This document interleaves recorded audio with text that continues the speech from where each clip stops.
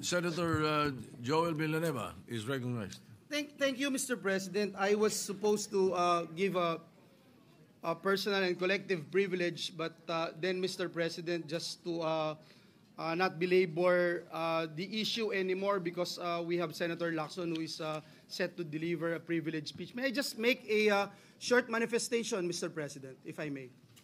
Yes, you may proceed. Yes, Mr. President, thank you. Mr. President, sabi po nung dating sikat na senador dito sa bulwagang ito, na itago natin sa pangalang Joker Arroyo, kapag bad ka, lagot ka. Pero ngayon, Mr. President, kapag good ka, lagot ka sa mga sindikato. Mr. President, ngayong araw pong ito, kaninang umaga, nagulat po ako nung meron pong kumaladkad sa pangalan natin tungkol po sa flood control project sa mahal nating lalawigang Bulacan. Uulitin ko at parang sirang plaka na po ako, Mr. President. Wala po ako kailanman naging flood control project. Hindi ko po sasabihin na I categorically deny this accusation. Dahil po may resibo po tayo. Meron po pwedeng i-verifika kung bakit ito nangyayari. Mr. President, noon pa man tayo ay lumalaban na against I categorically deny this accusation. Dahil po may resibo po tayo. Meron po pwedeng i-verifika kung bakit ito nangyayari. Mr. President, noon pa man tayo ay lumalaban na against this flood control issues, Mr. President. 2023, I'm just not sure, Mr. President, kung ready na po yung staff natin para i-show yung video na since 2023 ay dito po sa mismong bulwagan na ito at sa mga committee hearings, binabanggit na po natin ito. Please.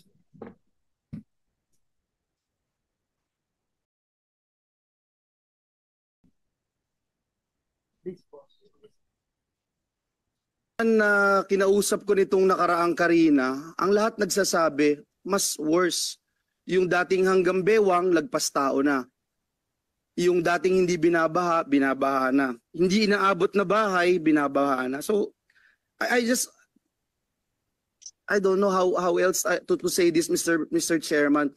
Yung 5,500 pala na programs, projects na natapos, na ipinagmalaki ng ating Pangulo noong SONA ay patsi-patsi lang.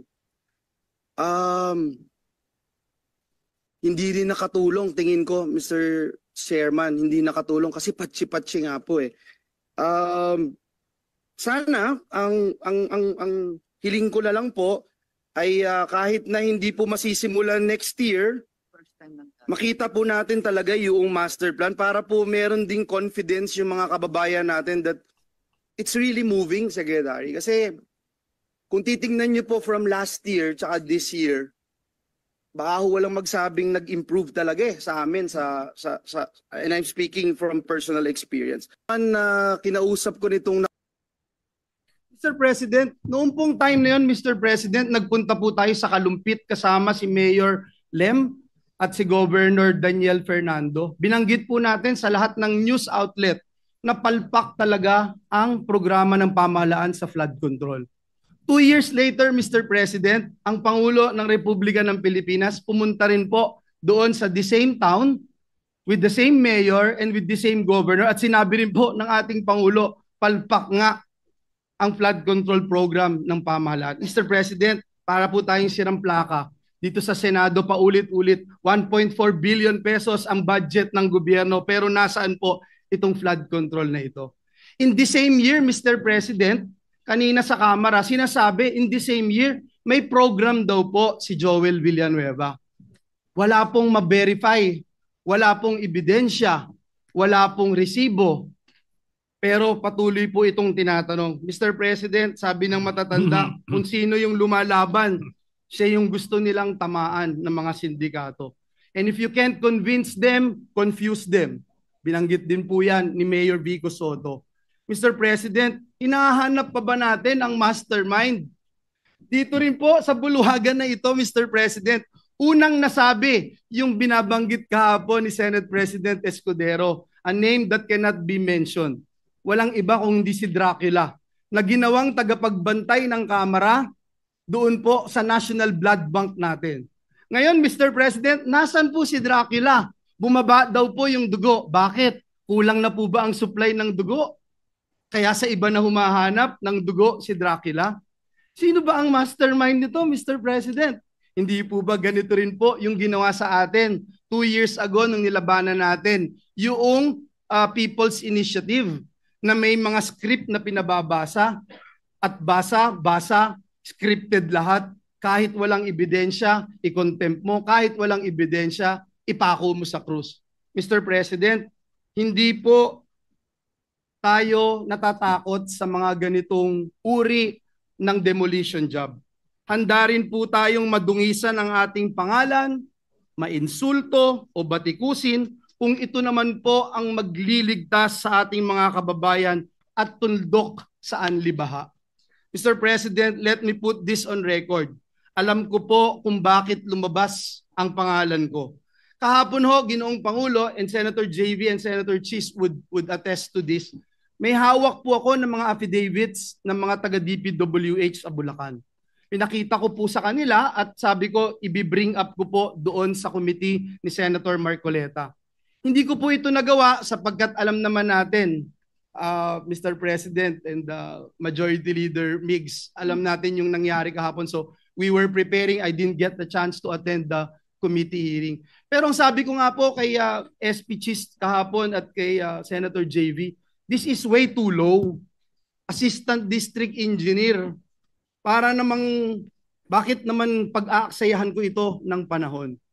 And then, ito nga po, lumabas bigla kahapon ang taong ito. And I'm not trying, Mr. President, na just to defend myself and hit this pawn, Mr. President. Kasi alam naman natin sinong may hawak dito. Kaya ang hiling ko po sa bulwagang ito, ang hiling ko rin sa ating Pangulo, alam ko na sincero po kayo. Alam ko po na masakit po sa inyo itong nangyayari. Pero klarong-klaro po sinong mastermind, Mr. President. Klarong-klaro po kung nasaan na si Dracula. Kung bakit bumaba ang kanyang dugo. Kasi hindi na ho malaman kung saan tatago yung bilyon-bilyon o trilyon-trilyon sa lapi. Hindi na alam kung saan kaya bumaba po yung dugo. At mismo si Dracula sinasabi hindi naman niya gagawin ito kung walang basbas ng amo niya. Sino ba ang amo niya, Mr. President? Sino ba ang naglagay sa kanya bilang tagapagbantay ng national budget? So yun lang po, Ginoong Pangulo, ang nais kong sabihin.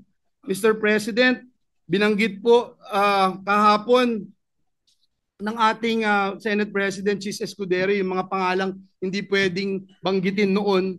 Pero ngayon, Mr. President, may ginagawa ang Diyos, buhay ang Diyos. Ito pong nangyayaring ito, alam po niya na ito'y maglilid sa katotohanan at ang katotohanan ang magpapalaya sa atin. Uulitin ko po, Mr. President, hindi lang po categorically denying yung binabatong putik sa atin at para dumihan ang ating pangalan. May resibo po tayo, madaling verifikahin, tayo po ay more than willing mag-undergo at sumali sa anumang investigasyon sapagkat wala po tayong tinatago. Ngunit ang hiling ko, Mr. President, atin pong alamin at siguruhin na may ebidensya yung ating mga sinasabing sangkot dito. At sa mga susunod na pagdinig, bibigay ko po lahat ng aking nalalaman. Wala din po akong sasantuhin gaya ng sinasabi ko noon pa. At Mr. President, I will never betray my principle. I will never, ever,